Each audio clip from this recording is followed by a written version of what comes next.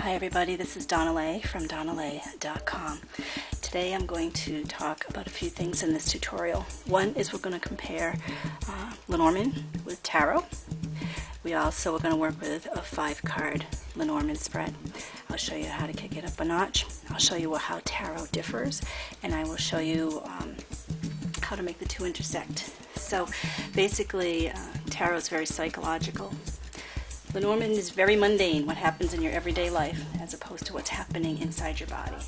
So the question we have from somebody today is, okay, I'm not sure how you'd like this worded, but I'm thinking something like, how can I develop at work? How can I develop in my chosen profession? Or how can I develop my psychic or intuitive abilities?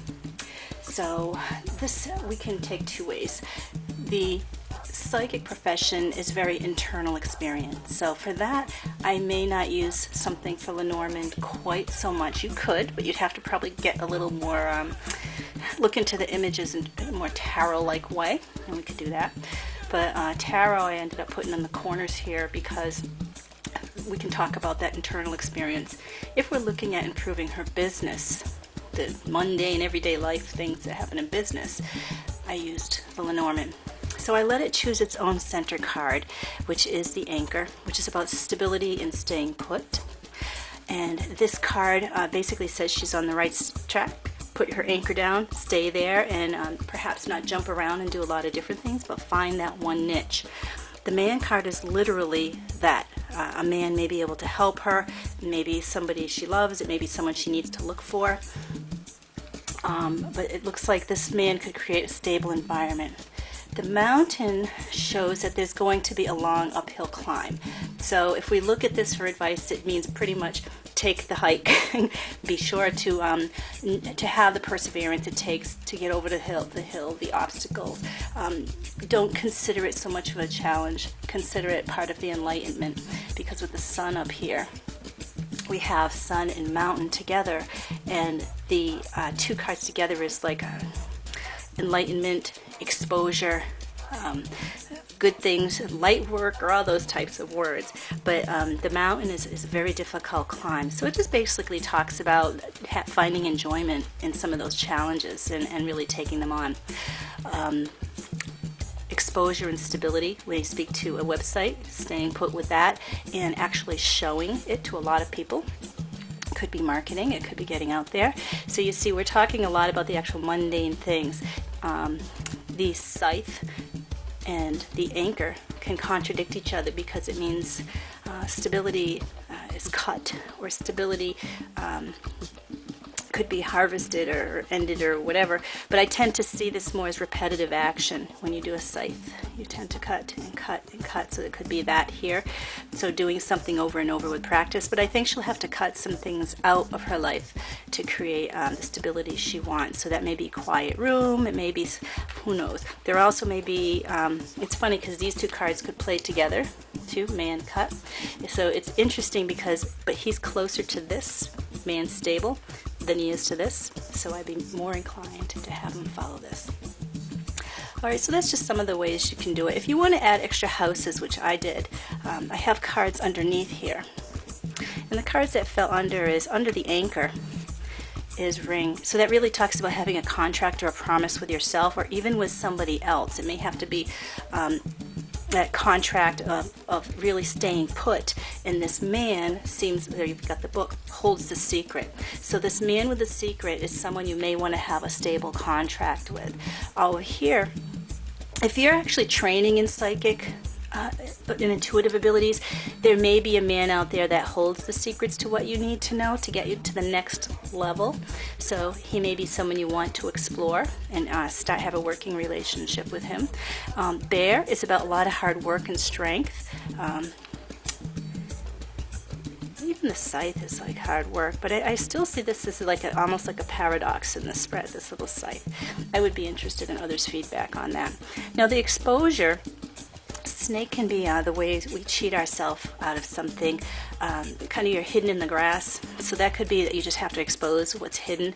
And it could be expose what's hidden within yourself. It could be flexible, move around with the flow of intuition more rather than trying to be so rigid with structure. Take your own liquid way and expose that. See the light of that. It could also mean, in a more practical way, another woman has to help you. It could be someone with, sometimes snake is seen as a woman who's older and has glasses. If you consider that to be yourself being exposed, that could be it. Perhaps getting out there and not being worried about being seen doing it. With the mountain, we have the key. The obstacle or the climb is actually the key of getting there. It's not something you can take in an easy route. It looks like this is an overlapping of layers, which may be what we see here. Although, you know, it's the broom that tends to have more of repetitive motion than I see the scythe. We'll come back to that, I guess. But the key really here is working through those challenges and enjoying them. If we were to take this man and the secrets and the key in the book, the man who holds the secrets may have the ability to be the uphill climb key. And you can start having the cards interact that way. Now, in terms of tarot, I actually wanted to go to tarot first for this question because I felt that, you know, tarot is a very internal experience. It's psychological as opposed to the Lenormand, which tends to be more of our everyday movements. The tarot would suggest something a little different. It's basically saying stop looking at competition or what other people are doing. It seems to be a very unique experience for what she needs to not look at what outside people are doing. So this is speaking to more of the psychological experience. You may take it as the business advice as well. And this being next to exposure, and this being next to man, it may be that if you're learning from a man who has the secrets, that may be great, but you also may have to jump off on your own and do some of your own techniques based on using him as a springboard. Over here on the right, we have the Four of Wands. So we've got two wands, the Seven of Wands and the Four of Wands. A lot of fire and action and doing energy. The Illuminated Tarot is based on the Rider-Waite. You have basically a celebration. So this could indicate celebrating your small victories, but it could also be something like an open house or showing off a new website with some kind of big, kind of a grand opening, either sale or celebration or just an acknowledgement of it. And because that's next to the exposure or marketing, those two may go together.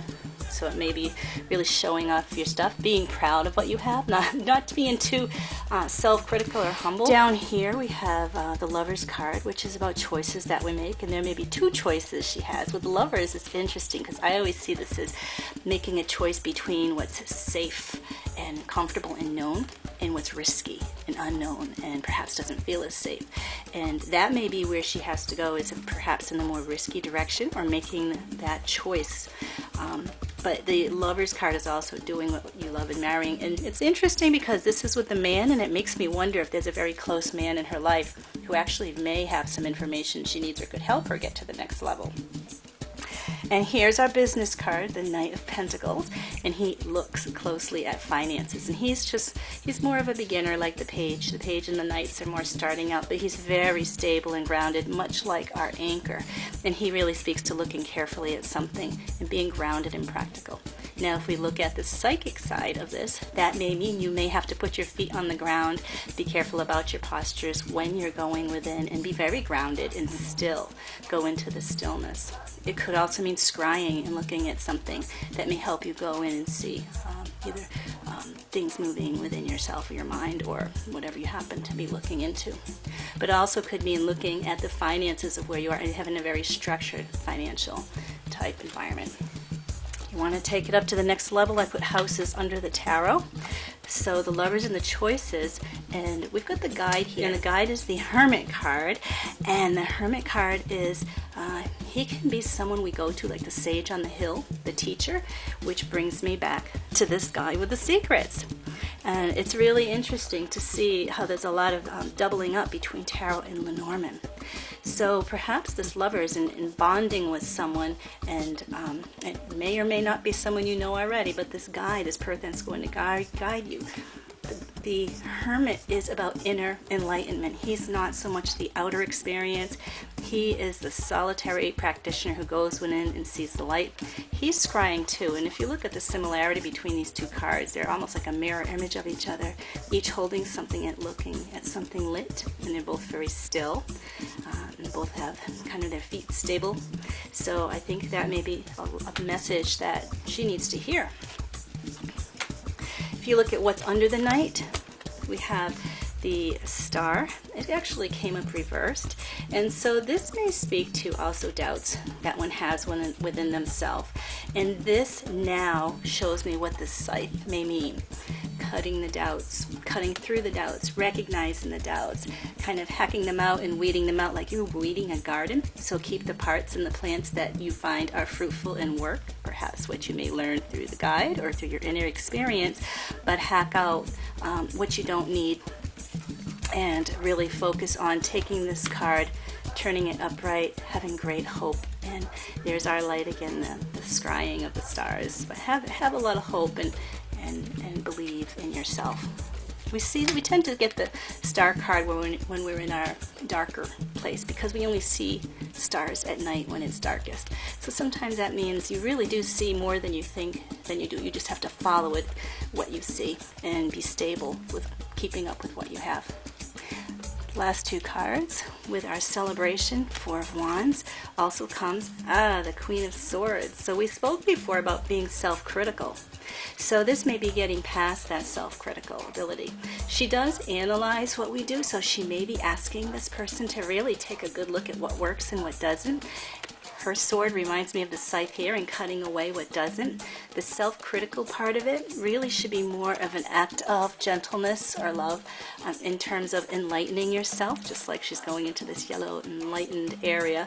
But I also see, interesting, down in her chair, looks a lot like what we have over here. So I think there's a key message in there too with the lovers and choices. And this may be the man that she's kind of sitting on his belief system as a foundation. So basically, the self-critical, she's also a professional businesswoman. And here's the thing about psychic ability is many of the people who work in the psychic field are great with going within, may not be so adept at the finances because they're two different areas of the brain. We've got our logic and our groundedness and the money, and then we've got the intuitive flow. So she really is asking about trying to keep that balance between these two corner cards, which are the more of the kind of businessy side, but be professional. She's also the divorce card, and I always say that means cut the crap. So keep icky thoughts out and keep things that don't work out and put all that behind you. Divorce things that aren't working. It's like cleaning out the clutter in your house, keeping only what works, then you'll have a cleaner environment. Easier to work with. There's a lot of stuff out there in the psychic field to pay attention. Lastly, and interestingly, is when we got this card, it said not paying attention so much to what other people are doing. This card validates that. This is our party card and everybody working together. This suggests to me that what works for other people may not be as effective with her and what she's reading perhaps online or in books. Maybe it will. But it basically means she has to do more of working within herself, like we got here. Then it has to be like reading books and doing things. So what she has to do is take those book lessons and take those things she reads and actually start making applications. And that means pulling ourselves out of our everyday life. And tarot, this one is getting out there and exploring, having fun and partying and having a great time with your friends. This is almost like there may need to be a necessary withdrawal from some activities to really get serious about it. And that's kind of hard with this one, because if you turn it upright, you can see there's other things pulling at her saying, come here, do this, do that, do all these things. And as they poke up at her, what this really says is go into a quiet space and put those other things aside and really devote yourself to it. Which brings us back to our center card, devotion, promise and stability. Stay put. When you set your anchor down with a boat, it means staying put in one place and really staying there and not having a lot of distractions or monkey mind. And the ring here has a lot to do with commitment, promise. It's like a marriage with something, a contract. So whether it's a literal contract you need to have with someone or just an internal promise, that's your goal. Funny, I see smiley faces everywhere, and I'm starting to see this. If we had a mirrored one here, we have a nose and a little mouth. It's almost like that's your happy ending. So I wish you much luck. This shows you how the psychological tarot interacted with the physical Lenormand. We use the houses in the back for extra information. You don't have to do that. But this is just a fun way you can explore with your own cards and start looking into your both psychological and grounded everyday life physical experience. So have fun. Take care.